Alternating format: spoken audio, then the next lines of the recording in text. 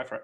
Well, good evening, everyone. My name's Daniel Thomas, and I have the honour to serve as the ANZACC Midwest president here, based in Chicago. I'm a Kiwi and have been living here in Chicago and great state of Illinois for about 13 years now. Originally from New Zealand in Invercargill, and firstly and foremost like to welcome you to today's inaugural networking series presented by ANZACC Midwest. And I'd just like to take a moment to really, on behalf of the Board of Directors of ANZACC, to really extend my best wishes to everyone. And I really do genuinely hope that everyone is, in your circle of loved ones, healthy and safe. I know this is a stressful time, and as we can all appreciate, our world got turned upside down, weeks, months, days ago. And so today's really about a conversation and a chat. And if I think about the role of ANZACC in the Midwest, and the two main points that I really want to make is our members really want us to provide new networking opportunities for expats and really collaborate and share ideas. And the other main thing is really raising the profile of Australian and Kiwi businesses here in America, and namely the Midwest, for our chamber chapter. So I'd like to say thank you for all joining us here today, submitting your questions. I'd also like to extend my thank you to David Bushby, the Australian Consul General here in Chicago, and welcome him to the chat today, and also Richard McDonald, the Honorary Consul General of New Zealand. I know we've got a number of ANZACC members on tonight's webinar, and in particular I'd like to give a shout out to Morgan Roy, who has been pushing this forward and making sure that we have this webinar, and really the time is right. So look, tonight we're going to be straight to the point. We're going to dive into the conversations and answer as many questions that you've submitted as possible.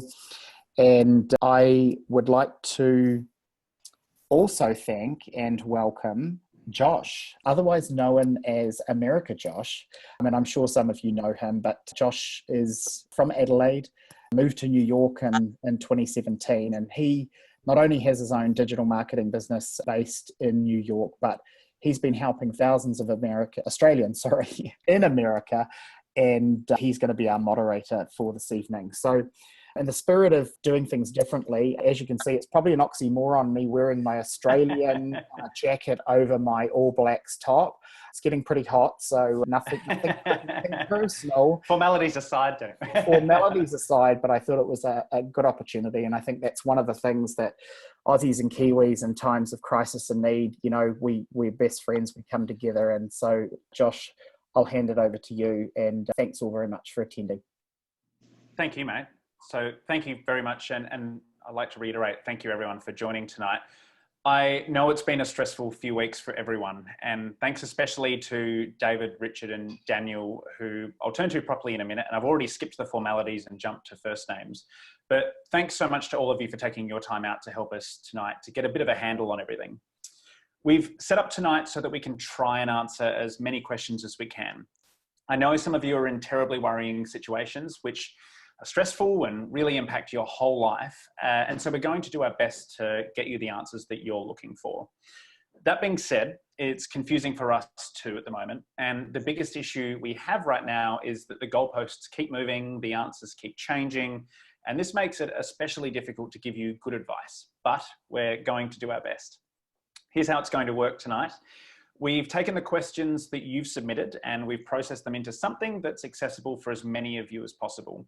I'm going to ask David, Richard and Daniel all the questions, and we'll go back and forth to really extract the answers the best we can. We'll start very broadly and then we'll zoom in on some scenarios that should cover a lot of you. Before we do get to any information though, we do need to flag that this webinar is strictly for informational purposes only, and it is not intended, nor should it be relied upon as a source of legal advice or opinion. It's important that we let you know that, because everyone's situation is different and not everything we say tonight will necessarily apply to you. Just before we get to the reason that you've all tuned in, I want to cover a few of the questions that we won't be going into depth about tonight. We're not here as immigration attorneys or accountants, and our roles are centred around Australians and New Zealanders in this region of the United States. We therefore won't be covering US immigration policy too much, and we won't be going into too many details about visa applications or US consulates reopening, or what's happening with green card applications in light of the latest information about an executive order. We can, however, point you in the right direction. At the end of this seminar, you'll receive an email from me, and that'll contain some fantastic resources that we've compiled, as well as a link to a seminar that's been run tonight, 9:30 p.m. Central, by Amy Meyer of Aussie Recruit in San Francisco. And she's chatting to an immigration attorney, and they'll be there for the most up-to-date information on those topics. So that's all my formalities out of the way. So hello, David. Hello, Richard. Hello, Daniel. The point of tonight is to have, as Daniel said, a bit of a chat where we're not looking to make things too formal. We want to get to the information, and we know it's a serious issue. We all know what we're going through. So David, I'll start with you. Hello, and thanks for joining us. If you don't mind just letting us know where you are, how you've been going in the last few weeks. Thanks, Josh, and thanks also Daniel and Richard and for everybody else who's joined us this evening. Hopefully we can provide you with some of the information that you're looking for. I'm sitting currently in the consulate, the Australian consulate in Chicago, which is still open and maintaining its normal hours, just with a skeleton staff that rotates week by week. When I'm not here, I'm in here 1 week, not the next. When I'm not, I'm actually working out of the residence that the consulate maintains. And so working there at home 1 week on, 1 week off. Means I'm at home 9 days straight on my own. So that does get my own, but I do have a limit on that. It's nice to actually get out of the residence and into the consulate for that 1 week that I do, even though there's only one other person to talk to, and we maintain a very safe social distance. But generally, I'm surviving. It's a great city, Chicago. There's so many things to do. It's a shame that I can't do any of them at the moment, but I'm sure in time we'll get back to that. Absolutely. Thank you. And Richard, how about yourself? Whereabouts are you calling in from? Kia ora, everybody. I'm beaming in from Glenview, Illinois. Also, my home and what doubles as the New Zealand consulate in the Midwest. So that's fun.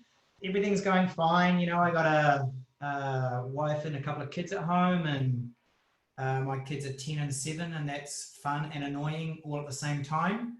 As we kind of like manage ourselves, I don't know, as we're getting into the mid-30 days, we've been working together, right, and living together. But, you know, staying positive, waiting for the weather to get a bit warmer so we can get outside and throw the rugby ball around. We don't throw the cricket ball around, we throw the rugby ball around, just in case anyone was questioning that. Fantastic.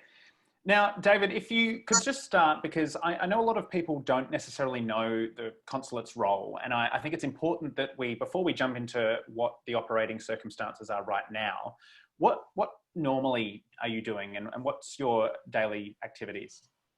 Well, in the very broad way, it's the responsibility of the consulate is to look after the interest of Australians and Australia in general in the Midwest, so this part of the United States. Obviously, there's an embassy in Washington that has responsibility for the entire country, but the consulate is like a mini embassy that focuses on the 11 states that we look after and has a particular interest of looking after the interest of Australians and Australian interests here. And that varies from at the top, dealing with Fortune 500 companies and that have interest in Australia or that may have interest in Australia, right down to dealing with Australians that might find themselves in trouble in this part of America, looking after passports, and everything in between.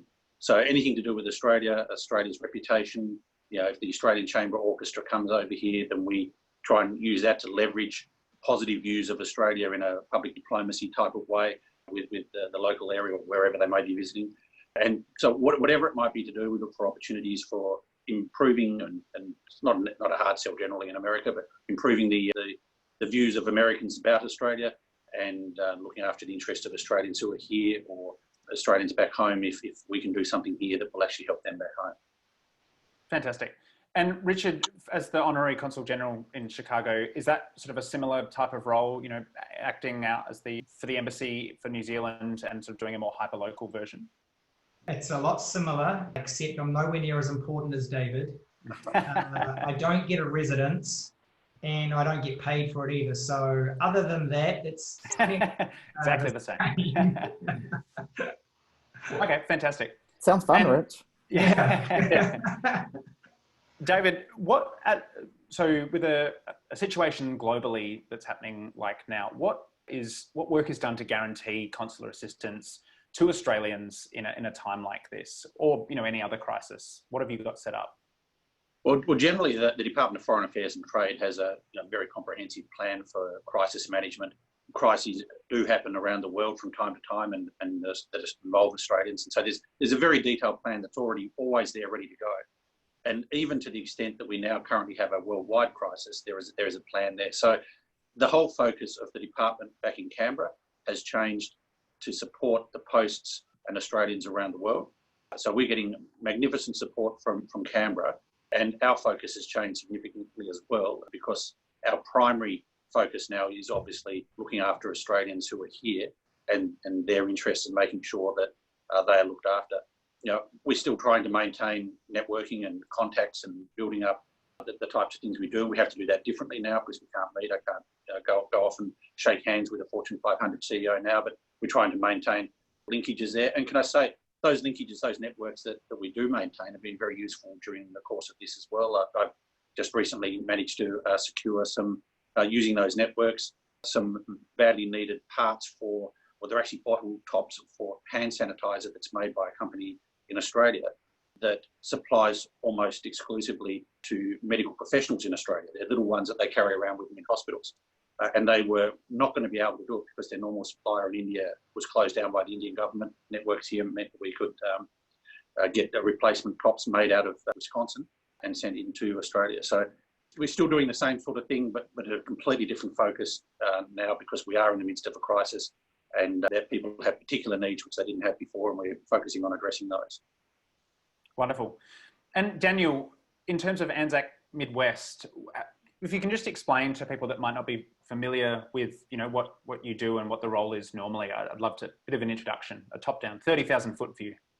Yeah, look, absolutely. I think the two main things from a business perspective, we're all about raising the profile of Australian and New Zealand businesses here in the Midwest. So, that could be everything from a growth strategy, it could be entering the market, connecting them to fellow business people and resources here in the Midwest. From a personal perspective, it really is just an opportunity for expats to be part of a community. And, the number one thing that I hear from our members is that they want the opportunity to network, with fellow, Kiwis and Aussies, but also that common connection of around doing business and living and working in America. And, we're a completely voluntary board of directors of people here based in Chicago. And so, it is that passion for the country that we originate from, doing things. A lot of us are business people and have our own businesses. So we, have appreciation for what it's like to live, work and operate in the big global market of America. Fantastic. So you're a bit of a port of call if you're a business and you're looking for, a bit of support in the region, just to ask some questions and you can have a conversation with, basically. Yeah. And, an example of that is, if an airline comes in, like, Qantas and Air New Zealand have been in the market, we're really the door opener. We're happy to, obviously the consulates, but we're a referral source really to make sure that, because there's a lot that covers the gamut, right? So everyone has different needs. So we're a connector. Fantastic.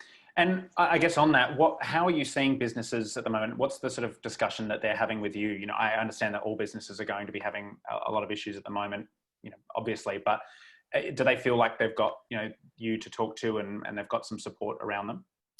Yeah, I think probably the perspective that I've got is, I'm obviously a business owner and operator in the US, and we have an office in New Zealand, which we were born, and we've been here sort of 16 years. I think my slant personally is more from a tourism perspective, because sort of 60-70% of our business is tourism. So that is attractions, hotels, hospitality. And look, like other industries, tourism just came to a screaming halt. And, I think some of the themes I'm hearing right now is we're headed for very much a domestic tourism market. It doesn't matter what country, you're from. I think we have an interesting perspective, right? Because I've been sort of helping clients and or people in the Australasian market, but also living and breathing it in the US market. So we've kind of got some comparisons there, and it's interesting to watch the different stages of business. So, there's been some really good learnings. Australia and New Zealand is pretty much ahead of things from a global perspective, and at very, very different stages, of course, of the pandemic compared to the United States. So for us, it's been a good opportunity to share some of those learnings and look at some of the opportunities from that. But it really is, and I think I'm a former airline person as well. So I've spent my lifetime in tourism, and I had 13 years for an airline. And we have a saying internally in the agency business that you follow the metal, and that's a bit of an airline term and a quirkiness, but it is essentially you think about the planning it takes to enter a market. And I think if you're a business person and you're looking at opening up the connectivity between countries, you generally, because it's a decision that is 18, 36, 48 months in advance, airlines plan these things years and years in advance. So, a lot of the things and advice that we're giving is it's not just a pivot strategy. It is a complete reset into you need to re-engineer your business, your life, your outlook into a domestic and regional perspective initially, because the lead times that you're going to have moving forward, they're going to be a lot longer. It's going to take a lot for the international connectivity to come back. And I don't mean that from a doom and gloom perspective at all. No, it's a realistic, but it's just a realistic view. And I've talked to airlines here in the US. I've talked to airlines both in Australia and New Zealand, and we all know and see the headlines and the challenges that are laying ahead. But it's not just about airlines will continue to fly, but I also think it's about the confidence as us as consumers, right? And that consumer confidence is going to take a while to come back. So we're going to see empty planes for a while. It's heavy reliance on cargo. So that's kind of the main theme, is just, it's not just a pivot, it's a reset.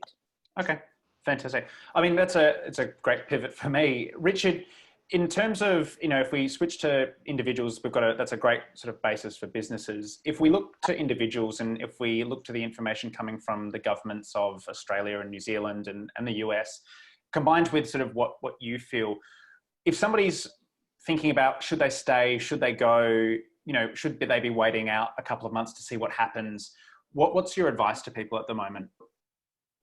Goodness. Look, I don't think there's a right or wrong or a single answer to that. Everybody's got their own situations to manage through and to deal with. New Zealand has done a really good job as a country of kind of, I guess, crushing the curve to a certain extent. And they did that in a pretty aggressive way of shutting down the country. So, it changes every day, week, hour, the kind of the rules and how things play out. Right now, no matter who you are, if you land back in New Zealand, you've got a 14-day, government paid stay at a hotel. I don't know what star, whether it's a 1-star or a 5-star hotel, but you don't have to worry about paying for it, but you've got to stay in the same place for 14 days. And I think you get like an hour a day escorted by a security guard to go for a walk outside. So, if you're looking about, it's crazy. But in saying that, I don't know, we've probably had like 15 deaths through, COVID-19, and the curve's flattening, and New Zealand's moving down, in its seriousness from quarantine to the next level, and things are going to open up a bit next week. So the difficulty is, not knowing individuals, situations and what they've got going on. My personal experience and what the government is telling us, if you can stay in the USA, stay in the USA. If you can afford to, if you can manage it, if things working okay here, then stay here. Going back to New Zealand also adds uncertainty. Who knows what happens in 14 days? Just because they say the quarantine's in 14 days now, I don't know what it looks like in 10 days' time. For sure. Things change. So, My advice would be decisive, make a decision, commit to it, and then make the most of whatever that decision is.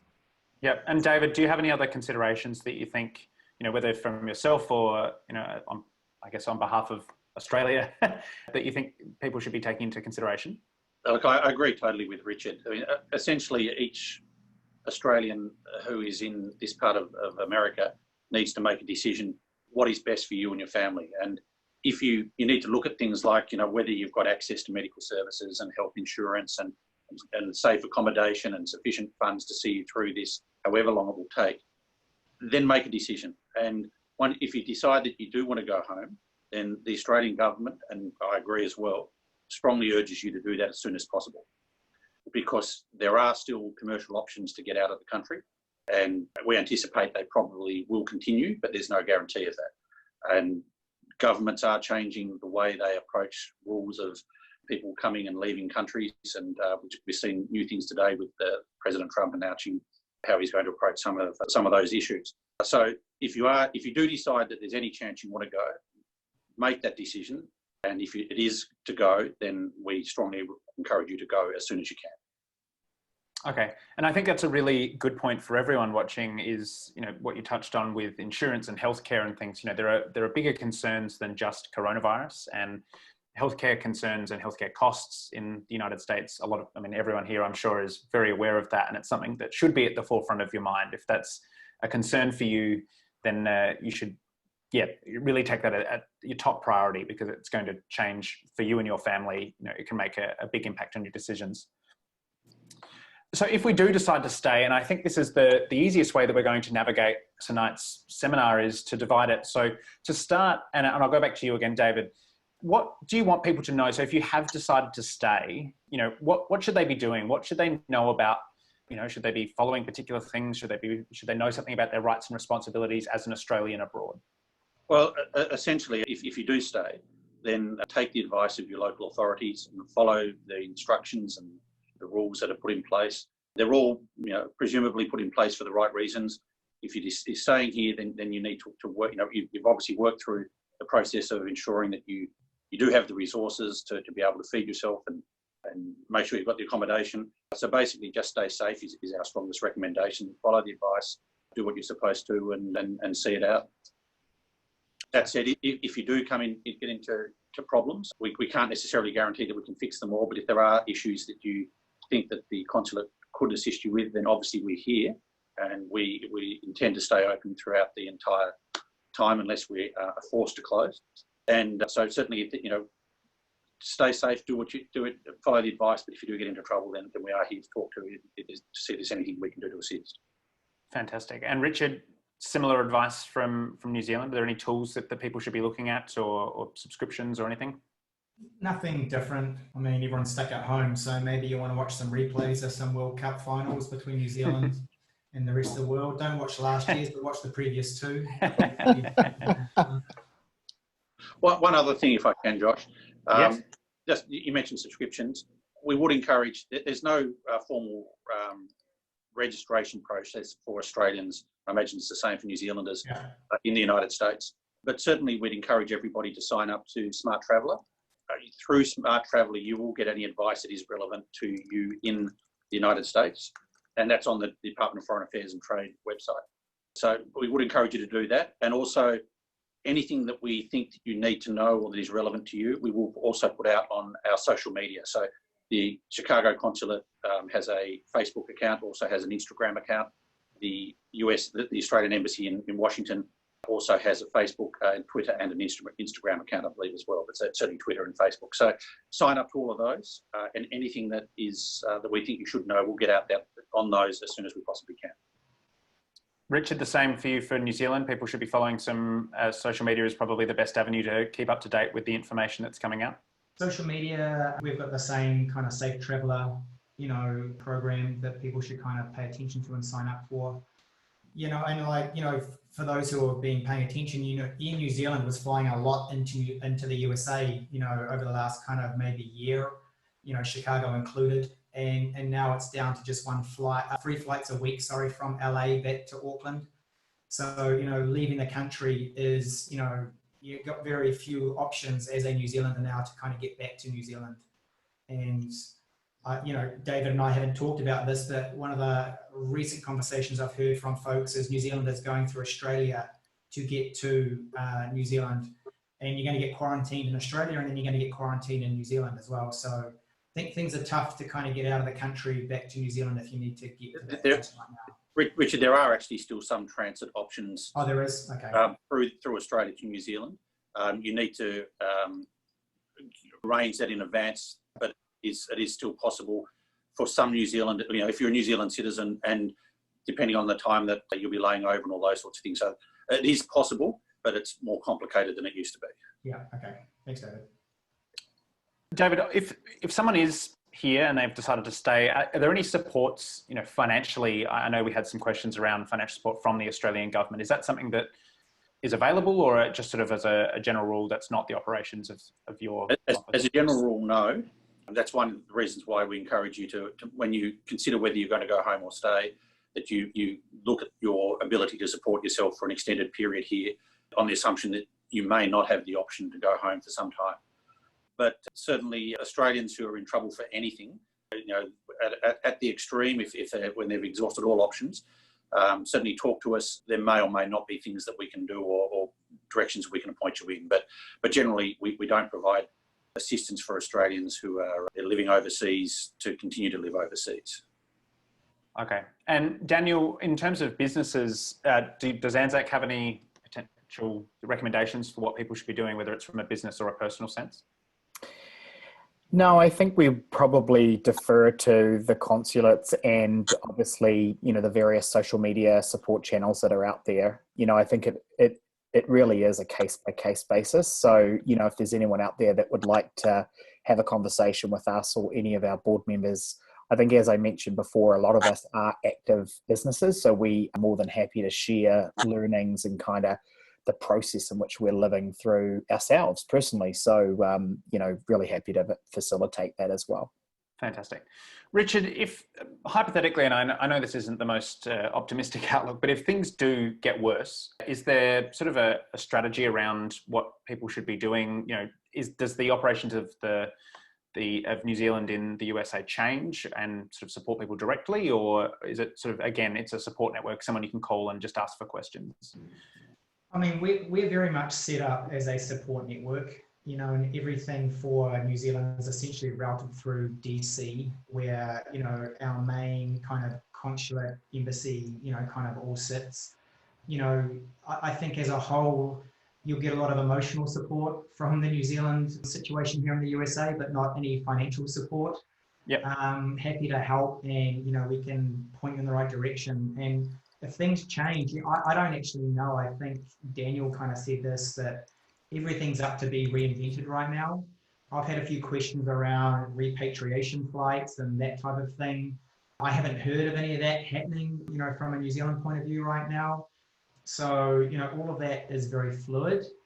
Like, I think there will be a change in the role that the embassy plays and consulates play if this does continue, because there will be a need for it to change. And it will become less about being business centric and focused, and it'll be a little more about helping, individuals in their individual circumstances. But there isn't any change right now, but I think it would change if, things continue. What's going on with you, David? Have you guys had any of that conversation about how things change if, this continues? Well, we've actually had some conversations about how we actually operate as a consulate as we move forward in the near to medium term. And we're constantly testing the processes that we've put in place to make sure that it's working as well as it possibly can. I know that we're only a small post here. There's only 7 normally working in the Department of Foreign Affairs and Trade part, and another 4 in the Austrade part. And so we are small, and if we got sick and we had problems being able to keep the place open, there are processes or plans in place to run the post from Canberra. That's not something we want, because we want to make sure we keep the on the ground presence. Yeah. So we're working very hard to justify our presence here and make it worthwhile. But certainly, it is. The world is going to change out of this. It's an unprecedented event in so many ways, and the way we do things now because we have to. We'll have a legacy when we come out the other side in ways that are hard to pick at this point, but things will be different. But just hard to pick where that will be. But I know there are a lot of people how they will be. Yeah. David, if my visa, so I have decided to stay, but I have, a visa that's expiring. Do you know of any, considerations for people at the moment? And I realize this isn't necessarily your particular department, but I imagine some people are getting in touch, sort of worrying about their legal status in the country. The American visas, like the visas. Yes, sorry, yeah, US visa. So the Australian who's living here and having a visa that might be expiring. It's not something that we generally deal with. We generally, if people contact the consulate with queries about their visa and their rights to stay in the United States, we usually refer them to the Department of State here. So we have seen information that we get through from the Office of Foreign Missions, which is part of the Department of State, just giving us occasional updates. But I think that the reality is that I know, actually, what I'll talk is about what I know, and that is in Australian sense. And I know that if there are foreigners in Australia whose visas are running out and they can't leave, we're making provision for bridging visas. Yep. I would imagine, although I don't know this for a fact, but I would imagine the United States is looking at doing similar things. I know that their processing times are blown out for some reasons, for a variety of reasons, and that some of those would be to do with work practices now.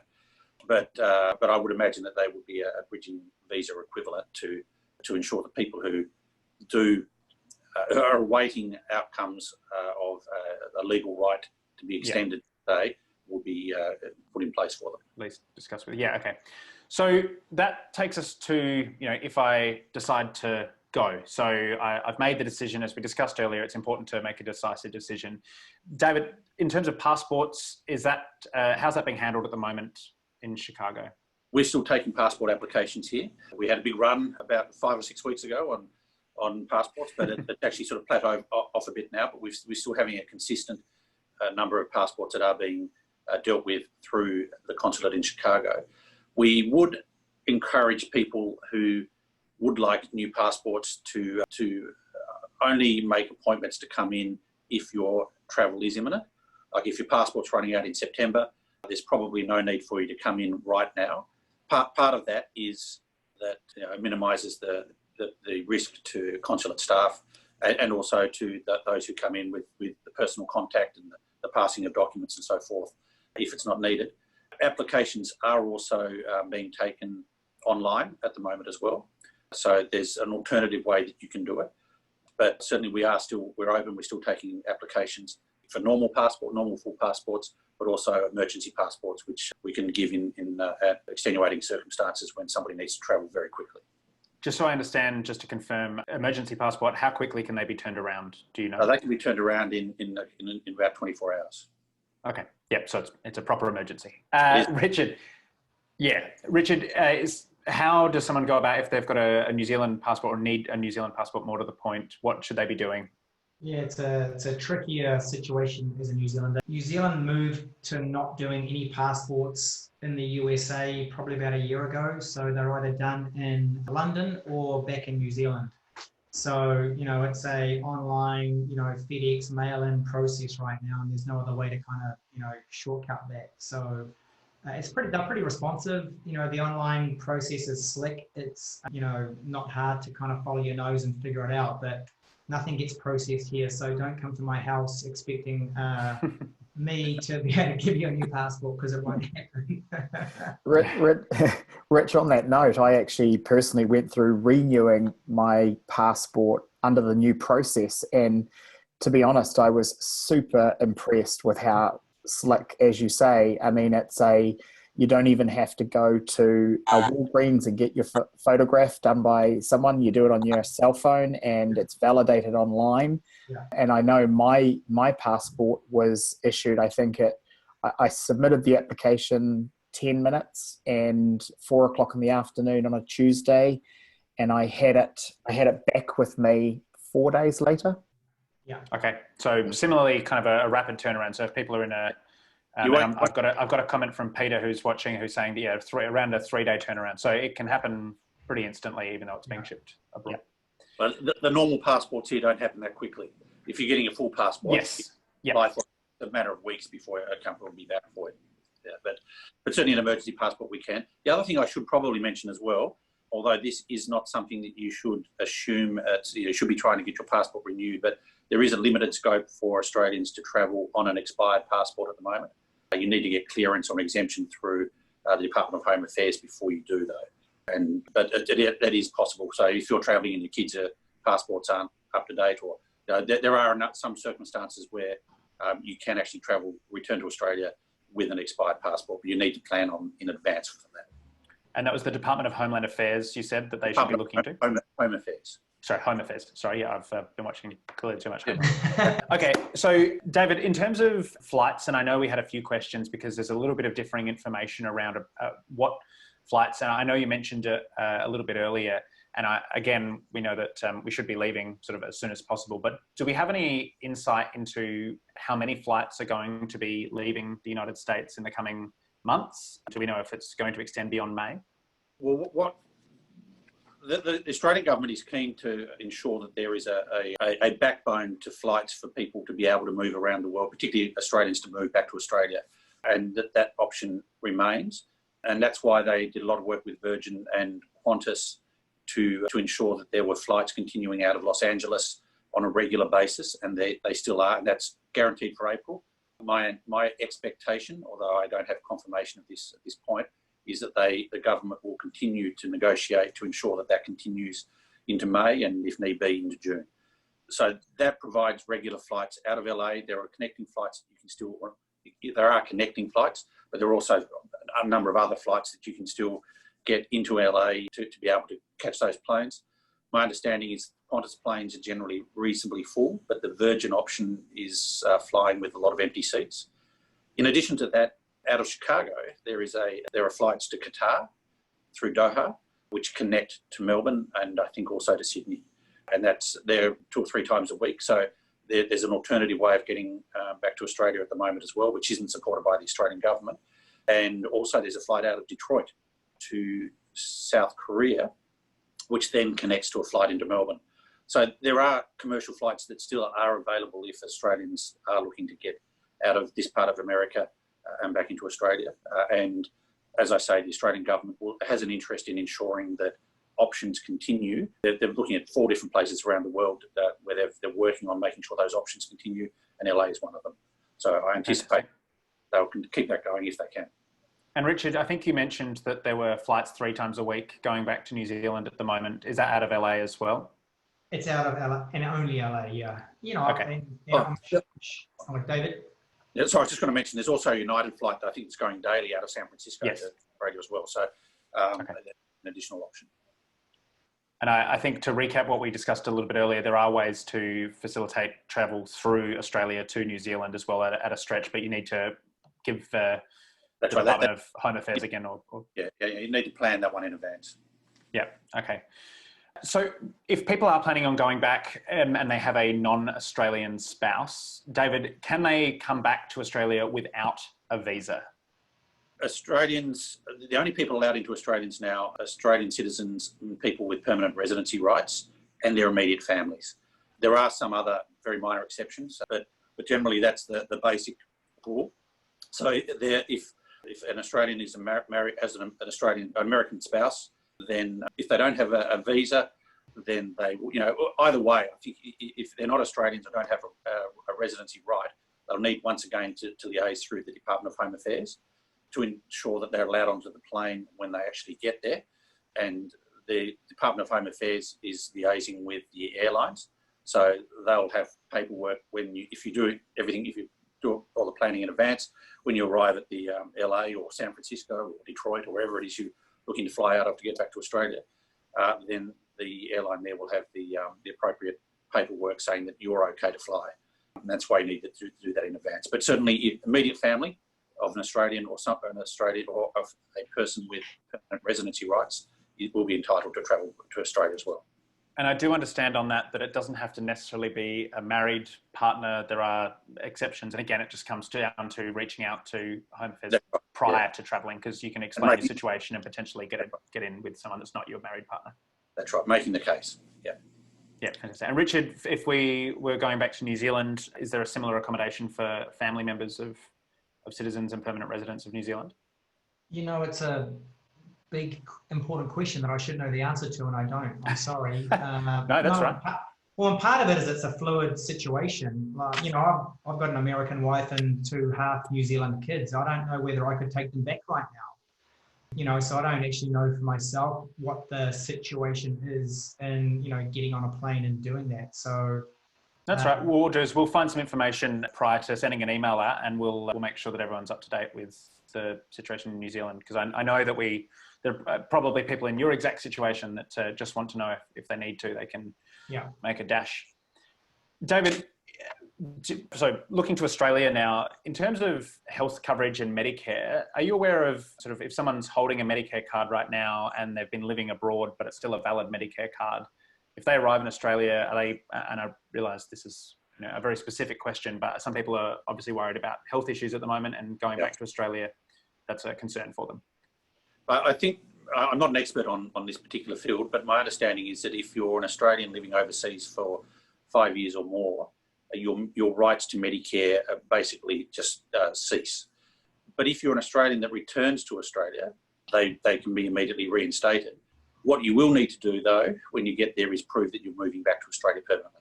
So you'll need to show that you're not just back for a break, basically. So, and that might require you showing that you've sold your house in America, or you bought a house in Australia, or signed a lease to live in Australia. But something that sort of just shows that you're re-establishing yourself in Australia, and therefore they'll actually reinstate immediately your Medicare rights from that point on.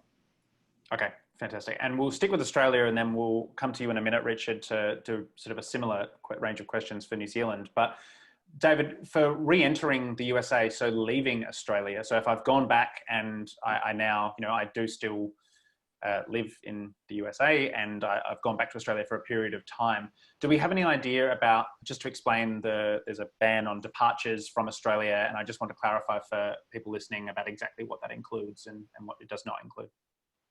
Well, you're right. At the moment, that's other than for limited exceptions, which are basically flight crew and people who are in essential services that need to travel for the purposes of what they're doing, like logistics people or freight or healthcare professionals who are doing it for travelling for official purposes, defence personnel, etc.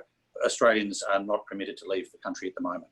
Yeah. Now that is in place. It's a temporary thing.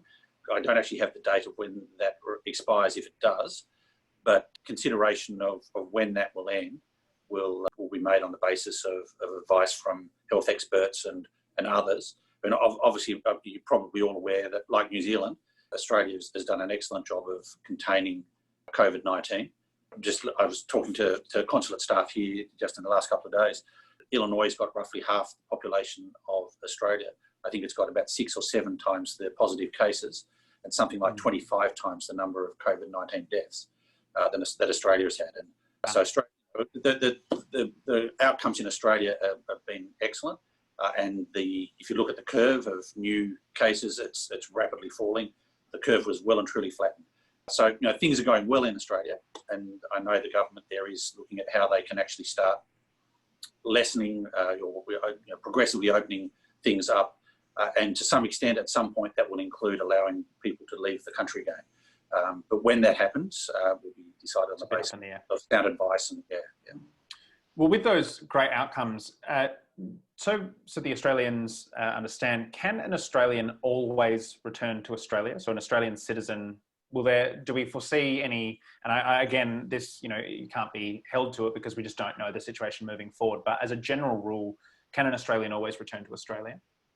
I would be very surprised if any decision was ever made stopping Australians returning to Australia. There may well be, at the moment, there's a 14-day quarantine period for every Australian at the point of entry who does return. And there may well be other restrictions depending on what might happen from here on. But I would be very, very surprised to see a ban on or a restriction that actually stops Australians from returning to Australia if and when they choose to. Yeah. We had to, just to follow up on the previous question, we've had a question come in regarding, visiting, for example, unfortunately for a funeral. I guess I've spoken to a few people myself, and unfortunately they haven't been able to travel, even for dire circumstances and family related issues.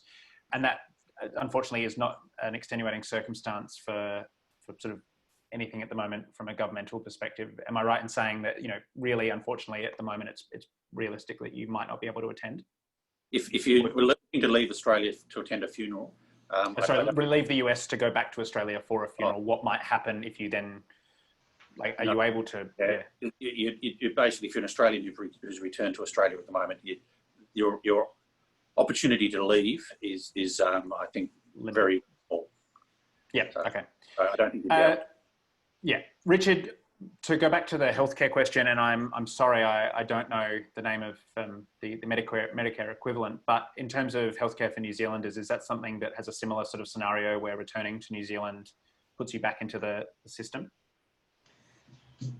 I don't exactly know the kind of, the right specific answer. Very similar to the Australian situation. Very similar. Yeah. Fantastic.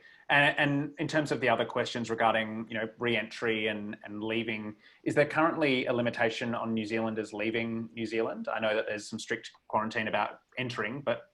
I haven't heard that you can't leave New Zealand, other than the fact, why would you? Jokes aside, but, other than it being paradise, no, like getting in there is very difficult right now. Like really, leaving, I'm not sure.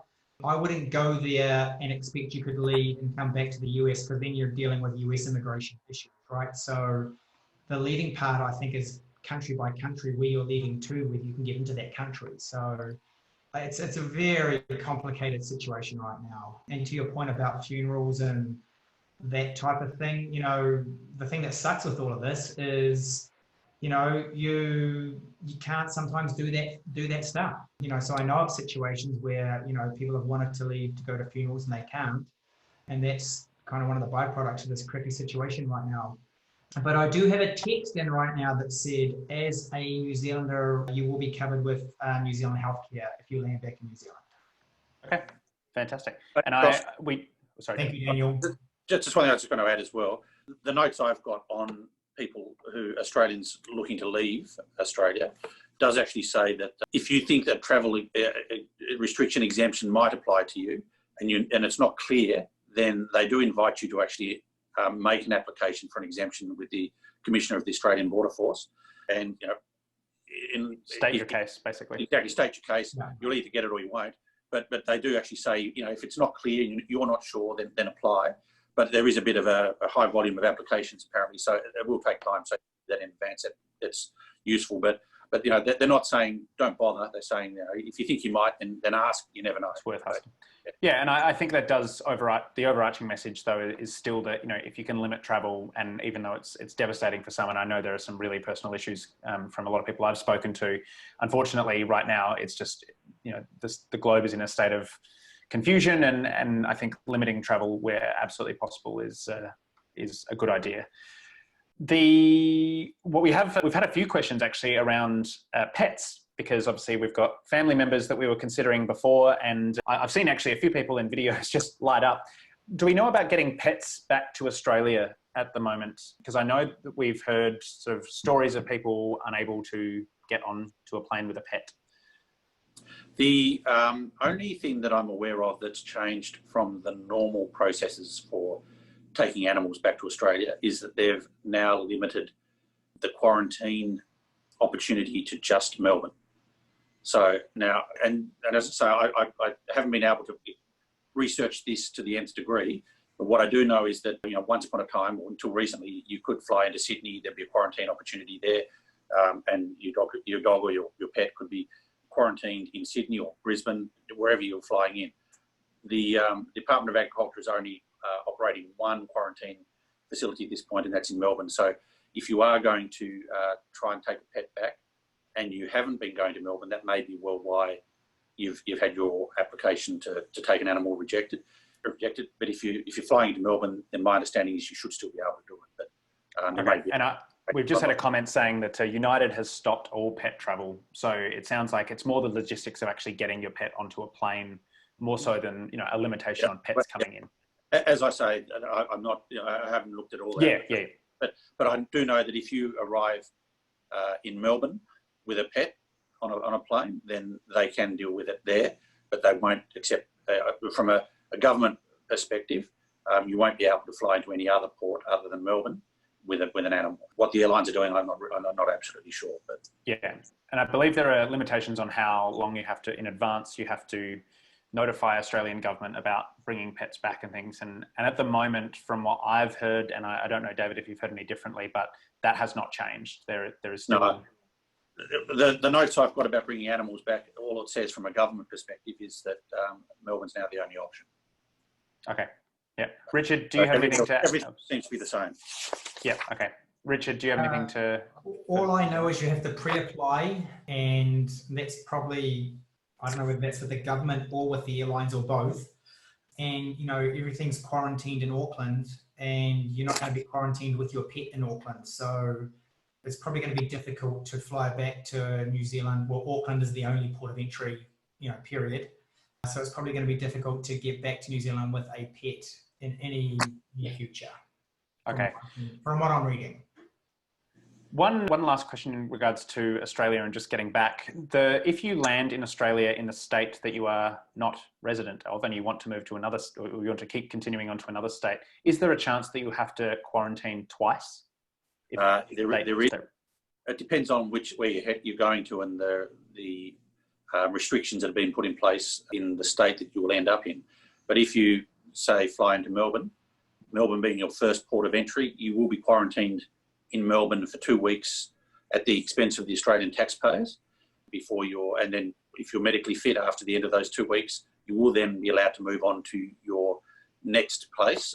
And if that's in a different state, what happens to you there will depend on that state. I'm actually Tasmanian, so I'm quite familiar with the difficulties of Tasmania. If you went from Melbourne to Tasmania, you would need to be quarantined again for another 2 weeks because they have a separate regime in place where anybody coming into the state needs to quarantine for 2 weeks. But that would be self-quarantine rather than enforced quarantine in a government-provided facility. So it depends on the state you're going to and what they have in place, what requirements they have in place. Yeah, okay, fantastic. Daniel, with regards to, so moving forward, do you have any particular suggestions for what businesses should be, and individuals should be doing to start re-engaging with the community? Is ANZACC sort of having any overarching advice for people? You've given me the opportunity for a shameless push to become a member of our organisation, Josh. So thank you for that. Unexpected. No, look, I mean, as I said on the outset at the beginning, we are a volunteer board. We are business people. We're professionals living and working in America, from Aussie and Kiwi land. So it's only a $50 membership for individuals. And obviously, if your company wants to look at joining, then there are different levels that you can engage at. And I think that sort of gets you into our network of people. Right now we have a database of about 500 individuals right across the Midwest. So if you're not already a member and thinking about it, I would encourage you to do that. I feel bad asking for $50 in current times, but it covers a 12-month membership. We obviously engage with you frequently. We also have a networking opportunity. And then in January, we have a soiree that's coincide and celebrates Australia Day and Waitangi Day, of course. So while that's a little bit of more fanfare and what have you, but we still plan on hopefully being back to some type of celebration where we recognise people. So good network of people. Yep. Yeah. Fantastic. Thank you, Richard. I don't have a particular question for you, but is there anything you'd like to add before we close up? Nothing in particular, to be honest. It's nice to see a bunch of people. I recognise some of the names that have popped up. I'm disappointed that Nick Story's not got his camera on. I can't see what he's specifically doing.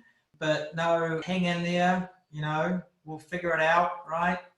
Whatever the future holds, being New Zealanders and Australians, we'll make the most of it because that's what we do. So enjoy eating your Vegemite and Marmite on toast. Next Story's just turned his camera on for you, Rich. So there he is. It's a bottle of vodka.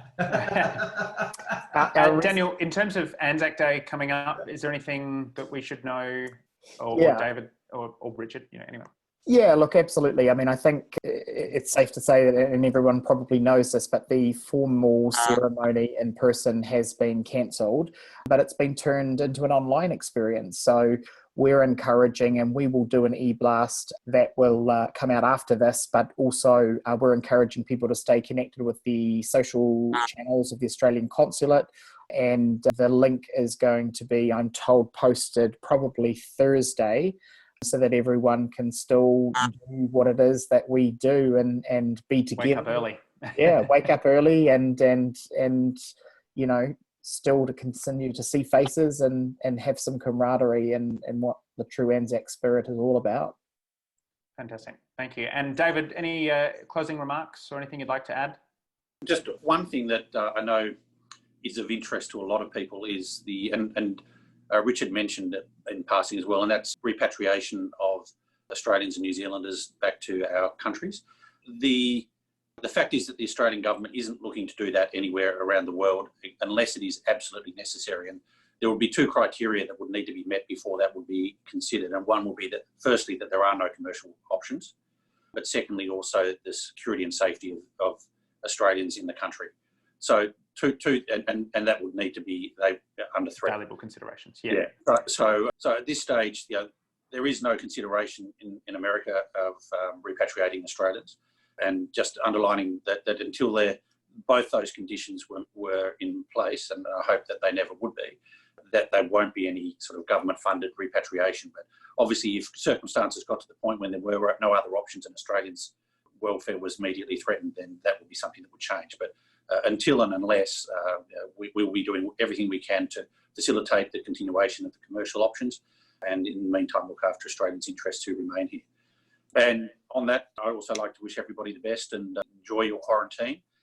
I know, as I mentioned, I'm living alone at the moment, so I've enjoying my own company, and I'm getting a bit sick of that. I think Richard's indicated that enjoying other people's company, you can get a bit sick of that too. But make the most of it and try and learn new things and do what you can, and hopefully come out at the other end a better and happier person. So best of luck to everybody. Fantastic.